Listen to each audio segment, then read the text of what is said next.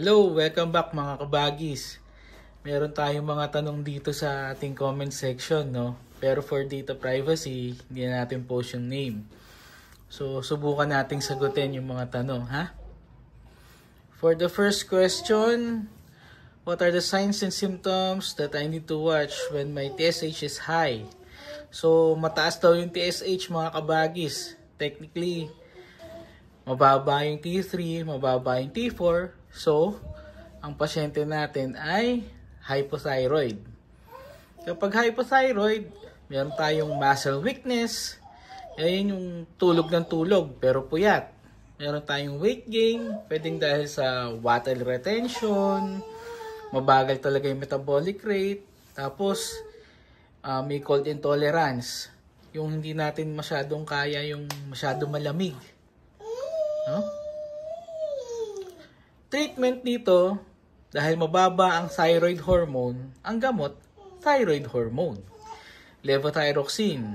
So, yan yung dosage. Tapos, uulitin natin yung TSH every 3 months para ma-adjust. Para mabalik sa normal yung ating thyroid hormone level. Okay? Next question. What about when it's low? So, low TSH daw. Ibig sabihin, mataas yung T3, mataas yung T4. Pagkaganyan, hyperthyroid ang pasyente natin. So, the patient is experiencing hypermetabolic state. So, pwedeng nagtatakicardia siya, kinakabog yung dibdib, no? Parang in love, gustong lumabas yung puso dun sa dibdib niya. Weight loss, kain ng kain, pero payat. Tapos, may heat intolerance. Banas, napudot, kabagis. So, kapag ka-hyperthyroid, ang treatment, gagamutin kung anong cause. Halimbawa, Graves' disease.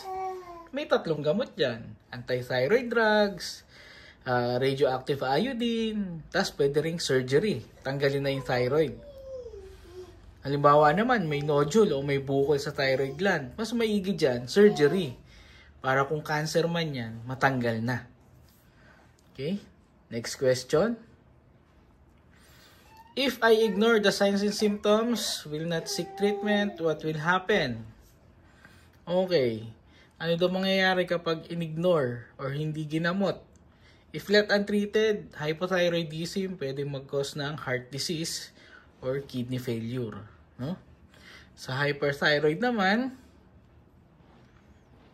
halimbawa, Graves' disease, luluwa yung mata, exophthalmos, arrhythmia, gugulo yung tibok ng puso, pwedeng mag-lead sa cardiac arrest at ikamatay ng pasyente. Tapos yung nodule, kung may bukol yung thyroid gland, maaaring cancer yon, hindi na malalaman, kakalat siya.